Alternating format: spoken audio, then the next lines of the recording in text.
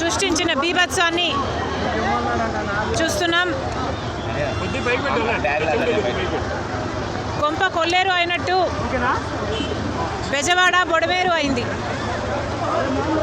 మొత్తం అతలాకుతలం అయింది. దారెంబడి ఎంతమందిని పలకరించినా వాళ్ళ పరిస్థితి వివరిస్తూ చాలా బాధపడుతున్నారు. ఇప్పటికే వచ్చిన వర్షానికి ఇంత నష్టం జరిగితే మళ్ళీ వచ్చే అవకాశం ఉంది అంటున్నారు. ఇప్పటికే 35 మంది చనిపోవడం జరిగింది. ఇప్పటికే 35 లక్షల పైగా ఇల్లులు డ్యామేజ్ అయ్యాయి అంటున్నారు. 5 లక్షల మంది డైరెక్ట్గా ఎఫెక్ట్ అయ్యారు. లక్షల ఎకరాలలో పంట నష్టం జరిగింది. ఇంత నష్టం జరిగినా, ఇంత ఘోర విపత్తు వచ్చినా మన మీదికి, ఆంధ్ర రాష్ట్రం మీదికి, అది కూడా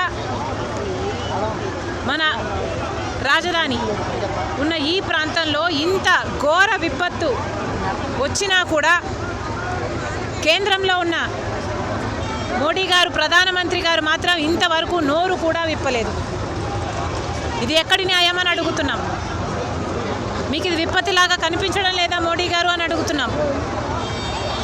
మీరు అధికారంలో ఉండడానికి ఆంధ్ర రాష్ట్రం నుంచి 25 మంది ఎంపీలు మీకు పనికొచ్చారు. మరి మోడీ గారికి ఆంధ్ర రాష్ట్ర ప్రజలు వాళ్ళ ఇబ్బందులు ఎందుకు కనిపించడం లేదో మోడీ గారు సమాధానం చెప్పాలి. ఇప్పుడే కాదు, గత 10 సంవత్సరాలుగా కూడా బీజేపీ పార్టీకే, అధికారంలో ఉన్న పార్టీలైనా అధికారంలో లేని పార్టీలైనా బీజేపీ పార్టీకే బానిసలుగా మారి మొత్తం ఎంతమంది ఎంపీలు ఉంటే అంతమంది ఎంపీలు 10 సంవత్సరాలుగా మోడీ గారిని నెత్తిన పెట్టుకున్నారు. అందుకు బహుమతిగా మోడీ గారు మన రాష్ట్రానికి వెన్నుపోటే పొడిచారు. మళ్ళీ ప్రత్యేక హోదా విషయం దగ్గర నుంచి మొదలు పెడితే ప్రతి అంశంలోనూ చిన్న చూపే, ప్రతి అంశంలోనూ మోసమే, ప్రతి అంశంలోనూ వెన్నుపోటే. ఇది ఎక్కడి న్యాయం అని అడుగుతున్నాం మోడీ గారిని. కనీసం ఇప్పటికైనా కళ్ళు విప్పండి. ఇప్పటికైనా ఆంధ్ర రాష్ట్రానికి వచ్చిన విపత్తును గమనించండి. ఇది జాతీయ విపత్తుగా ప్రకటించి ఇక్కడ ఏమి చేయాల్సిందో, ఎంత నష్టపరిహారం ఇవ్వాల్సిందో, కనీసం నష్టపోయిన వారి ఇళ్ళకి డబ్బులు ఇవ్వాల్సిన అవసరం ఉంది. కనీసం 1,00,000 రూపాయలు సహాయం చేయండి. వస్తువులు నష్టపోయిన వాళ్ళకు కనీసం 50,000 నష్టపరిహారం ఇవ్వండి. ప్రాణాలు పోయిన వాళ్లకు 25 లక్షల రూపాయలైనా నష్టపరిహారం ఇవ్వాల్సిన అవసరం ఉంది. పంట నష్టం జరిగిన వాళ్ళకు కనీసం 25,000 ఇవ్వాల్సిన అవసరం ఉంది. ఇలా ఇంతమందికి ఇన్ని అవసరాలు ఉంటే ఒక్క మాటైనా చెప్పుకోకుండా మోడీ గారు తప్పించుకుంటున్నారు. ఇళ్ళలు కోల్పోయిన వారు ఉన్నారు, ప్రాణాలను కోల్పోయిన వారు ఉన్నారు, ఆస్తిని కోల్పోయిన వారు ఉన్నారు, పంటలు కోల్పోయిన వారు ఉన్నారు. కాంపన్సేషన్ ఇవ్వాలని బీజేపీ పార్టీని కాంగ్రెస్ పార్టీ డిమాండ్ చేస్తుంది.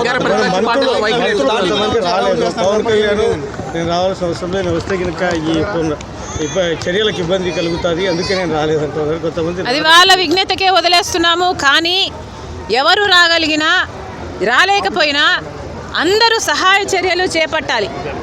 కాంగ్రెస్ పార్టీకి కూడా, కాంగ్రెస్ పార్టీ అధ్యక్షురాలుగా చెప్తున్నాను, ఎక్కడెక్కడ ఎవరెవరు ఏమేమి చేయగలరో దయచేసి వాళ్ళు ముందుకొచ్చి చేయకపోతే మనం ప్రజలకు సేవ చేసిన వాళ్ళం అవ్వం. కాబట్టి దయచేసి ఎవరికి చేతనైనంత వాళ్ళు చేయాలని కాంగ్రెస్ పార్టీ పిలుపునిస్తుంది.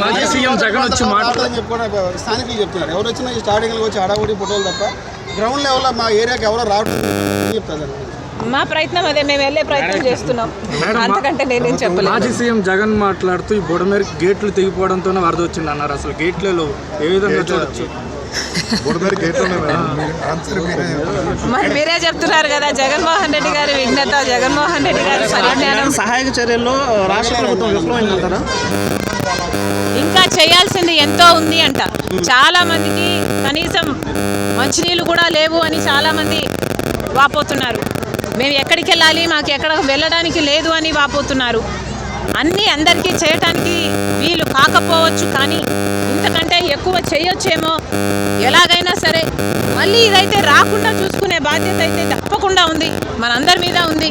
ముఖ్యంగా ఎన్క్రోచ్మెంట్స్ని తొలగించాల్సిన అవసరం చంద్రబాబు గారికి తప్పనిసరిగా ఉంది అని కాంగ్రెస్ పార్టీ చెప్తుంది. సహాయక చర్యలు చేపట్టాల్సినటువంటి అధికార ప్రతిపక్ష పార్టీలు ఈ పొలిటికల్ స్టేట్ కామెంట్స్ ఎట్టు చూడాలి, ఒకరి మీద ఒకరు విమర్శలు ఎట్టు అనవసరం. ఇలాంటి పరిస్థితిలో బొడిమేరు న్యాచురల్ డిజాస్టరా లేకపోతే మ్యాన్మేడ్ డిజాస్టరా అని బొడిమేరు నువ్వు చేసావని బ్లేమ్ గేమ్ అనవసరం.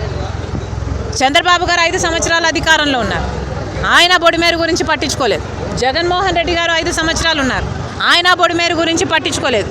రాజశేఖర రెడ్డి గారు అంతకుముందు బొడిమేరు గురించి ఆలోచన చేయగలిగినప్పుడు, ఈ ఎన్క్రోచ్మెంట్స్ అన్ని తొలగించగలిగినప్పుడు మరి కొల్లేరు ప్రాంతంలో ఈ రూట్లో న్యాచురల్ ఫ్లో బొడిమేరు న్యాచురల్ ఫ్లోని ఇంత ఎన్క్రోచ్మెంట్స్కి ఎందుకు అలౌ చేశారు ఈ ముఖ్యమంత్రులు అని అడుగుతున్నాం. దయచేసి ఇప్పటికైనా కళ్ళు తెలవాల్సిన అవసరం ఉంది.